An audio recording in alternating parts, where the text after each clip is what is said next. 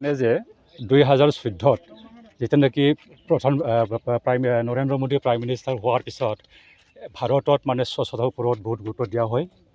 সেয়েহে 2014 অক্টোবৰ 2 অক্টোবৰত স্বচ্ছতা মিছন বুলি এটা অভিযান প্ৰাইম মিনিষ্টাৰে আৰম্ভ কৰে। নিজে মানে লালকিল্লাৰ পৰা মানে ঝাৰু লৈ পেলাই আৰম্ভ কৰে আৰু কি। আৰু এই স্বচ্ছতা মিছনটো আৰম্ভ কৰে গান্ধীজীৰ যিটো জন্ম জয়ন্তী, গান্ধীজীৰ জয়ন্তীৰ দিনা। আৰু ইয়াৰ উদ্দেশ্যটো হ'ল যে গান্ধীজীৰ এটা আশা আছিলে, সপ আছিলে যে ভাৰতবৰ্ষ এটা স্বচ্ছ আৰু ধুনীয়া এটা দেশ হয়। সেইটো উদ্দেশ্য লৈয়ে মানে এই গান্ধীজীৰ জন্মদিনত প্ৰাইম মিনিষ্টাৰ নৰেন্দ্ৰ মোদীয়ে এই স্বচ্ছতা অভিযানটো আৰম্ভ কৰিছিলে। তাৰপিছত এইটো 14 চনৰ পৰা 2014 চনৰ পৰা আহি এতিয়া আমি 2023 চনৰ ভৰি দিলোঁ।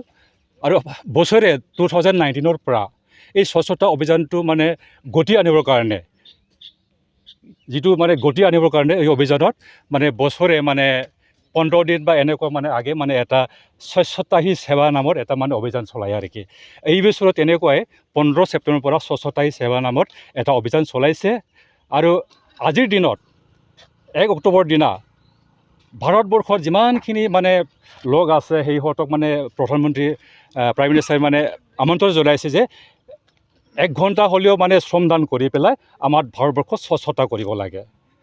আমি বছৰে 2 অক্টোবৰক মানে এটা স্বচ্ছতা দিৱস হিচাপে পালন কৰোঁ। সেইদিনৰ আগে এই স্বচ্ছতাটো হ'ব লাগে বুলি প্ৰাইম মিনিষ্টাৰে আমন্ত্ৰণ মানে কৰিছে। আৰু সেই হিচাপে আমি কোকৰাঝাৰৰ কি আছিলে এইটো সীমা আৰ্থিং মৰ্ণিং ৱাক গ্ৰুপে এই আহ্বান মৰ্মে এই মানে কাৰ্যসূচীটো লৈছে।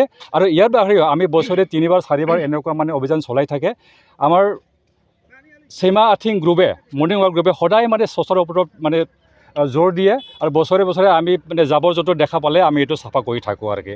এইটো প্ৰাইম মিনিষ্টাৰ মানে আহ্বান নকৰিলেও আমি প্ৰায় এনেই সময়ে মানে এইটো কৰি থাকে।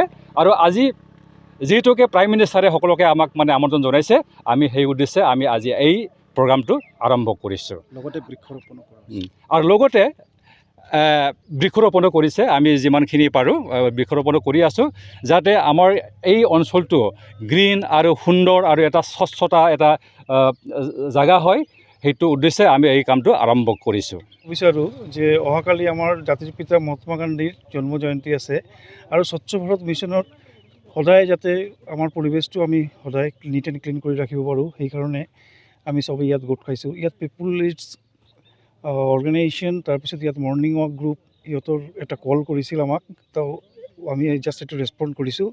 ভেৰি শ্বৰ্ট টাইমত আমাক কৈছিল, তথাপিও আমি খুবেই আনন্দিত যে আজি আমাৰ কোকৰাঝাৰ প্ৰেছ ক্লাবৰ বহু সংখ্যক আমাৰ মেম্বাৰে ৰাতিপুৱা উঠি পেলাই আহি ইয়াত আজি ক্লিনিং কিবা প্ৰগ্ৰামত যোগদান কৰিছে। তাৰ কাৰণে আমি যদি কওঁ যে মানে ধন্যবাদ, এইটো কমেই কোৱা হ'ব, কাৰণ আমি সদায় ক্লিনিং কৰি থাকোঁ আৰু এইবিলাক এটা অপৰচুনিটিজ থাকে য'ত আমি আমাৰ কৰ্মব্যস্ততাৰ মাজতে আমি সদায় কৰিব নোৱাৰোঁ। কিন্তু এনেকুৱা এটা হেৰিত আহি ভাল লাগে।